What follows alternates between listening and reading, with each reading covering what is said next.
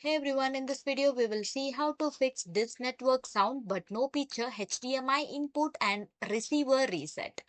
Fix 1. Check TV input. Press the input or source button on your TV remote, not the disk remote. Cycle through HDMI 1, HDMI 2 or component until the picture appears.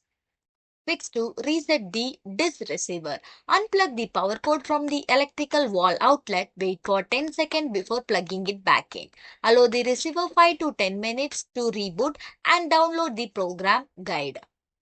Fix 3. Check cable connection. Unplug and securely reattach both ends of the HDMI cable and AV cables between the disk receiver and the television. Check the connection on both the secondary unit, jaw and the main hooper receiver if applicable. Try a different HDMI port on the TV to see if the issue persists. Consider using a new HDMI cable to eliminate potential hardware faults. Thanks for watching.